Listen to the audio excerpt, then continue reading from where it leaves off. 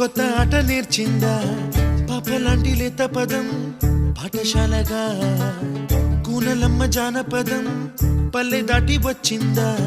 చవళిల జానతనం పాట చూపగా